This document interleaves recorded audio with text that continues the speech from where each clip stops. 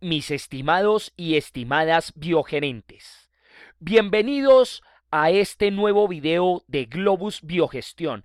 En contacto con el futuro hablaremos sobre cognición, neurociencias e inteligencia artificial, como el primer video de una saga que iremos sacando de nuevos tutoriales. Hablaremos de fundamentos de la cognición.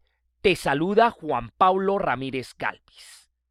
Para empezar este análisis, entrando en lo más recóndito de la cognición humana, nos vamos a basar en el libro Conocer de Francisco Varela, el cual es un chileno que intenta explicar cómo ha evolucionado la investigación y el estudio sobre la cognición a través del tiempo, desde el pasado hasta el presente, empezando por el simbolismo, donde se va a decir que el pensamiento tiene un homólogo en la computación de las máquinas, diciendo que ello empieza por un estímulo que luego es procesado para generar una respuesta.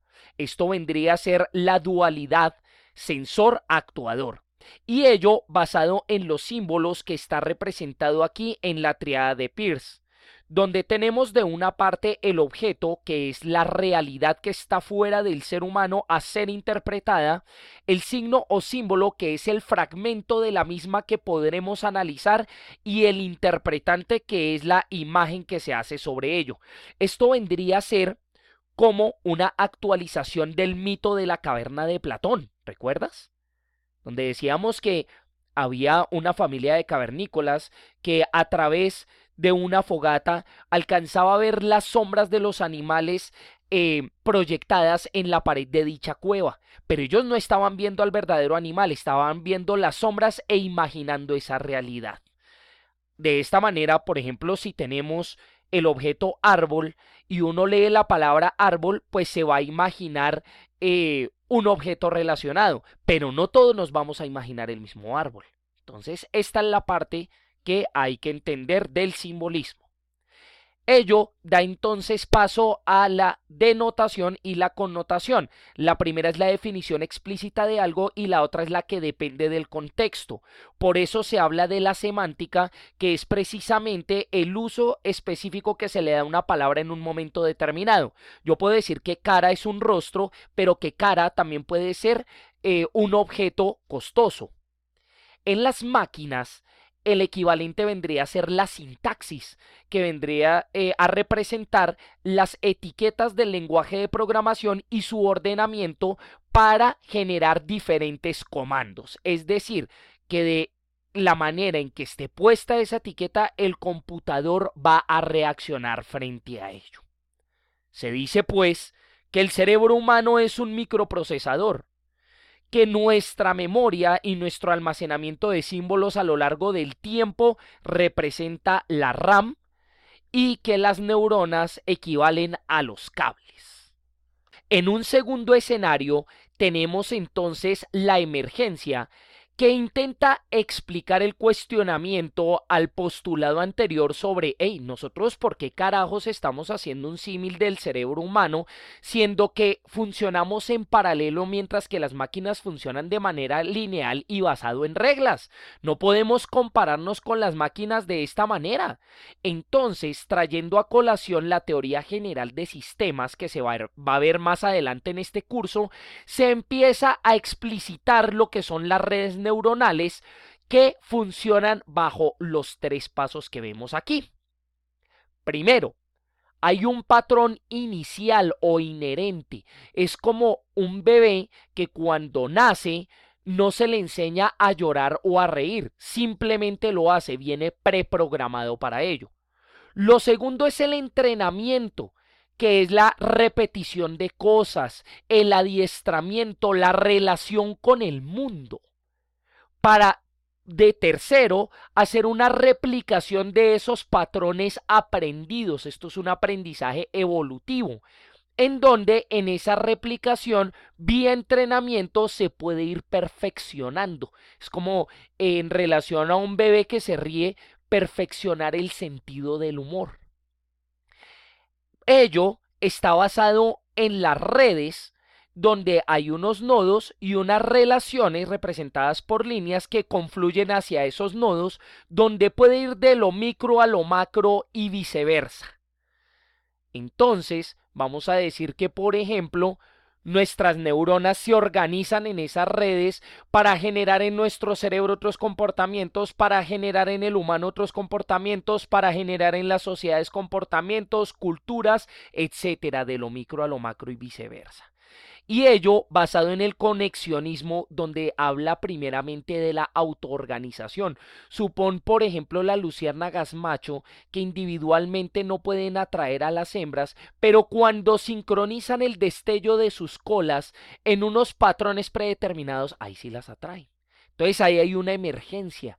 A través de una red y perteneciendo a ella están pudiendo hacer algo que individualmente no podrían. Y también está la autorregulación, que es la especificación del rol de cada uno de esos nodos dado por la red. Es, por ejemplo, en la cadena alimenticia. No hay planta, animal ni bacteria que no tenga un propósito en un ecosistema. ¿Cómo se aplica ello a la cognición y al pensamiento? Tenemos por aquí una bailarina, donde precisamente un bebé no es un excelente bailarín. Ella, como bailarina de ballet, tuvo que haber practicado año tras año para poder hacer una incorporación de esos patrones y después poderlo replicar cuando ya esté presentándose frente a una multitud en un escenario.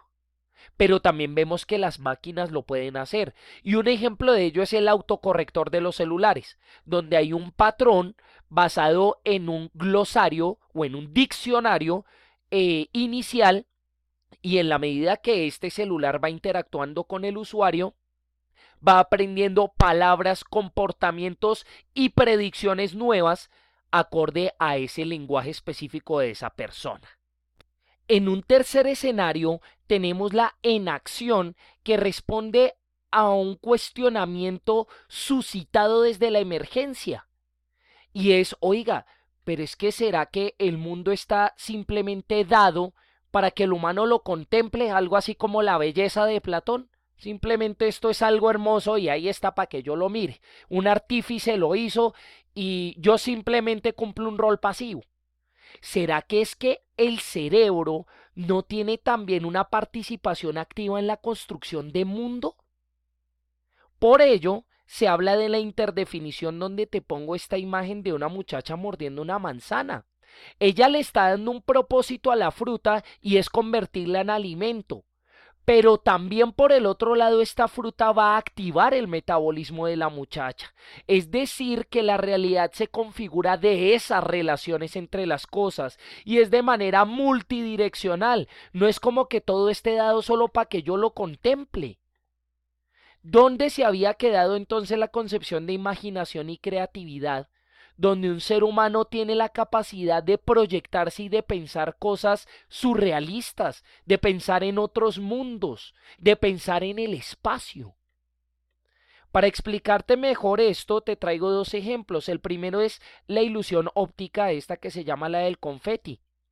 Si nosotros nos basamos en el precepto de la física, donde se dice que el color refleja esa parte de la luz visible que una superficie rebota de vuelta. Por ejemplo, digamos acá, si esto lo veo rojo, es porque de toda la luz visible rebotó esa parte, que era la del rojo.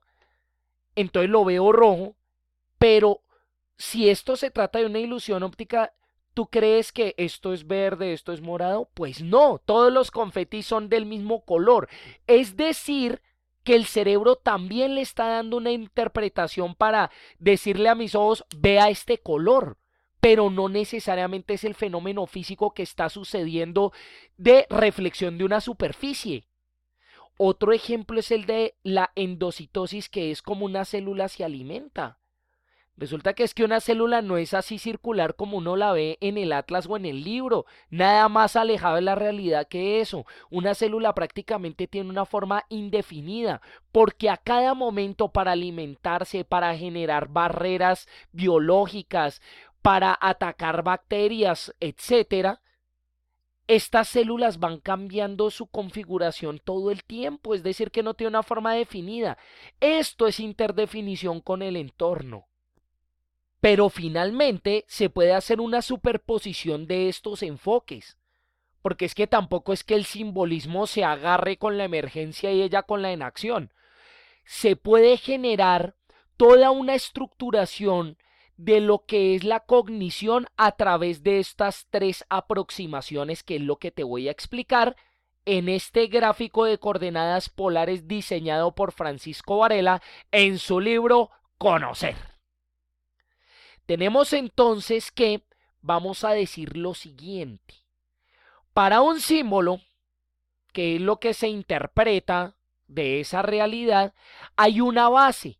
Y la base de ese símbolo, representado como un nodo, es toda la red que converge hacia ese punto. Entonces ahí ya pasamos a la emergencia, o sea, ese símbolo está respaldado por una red, por un patrón que le da la razón de ser.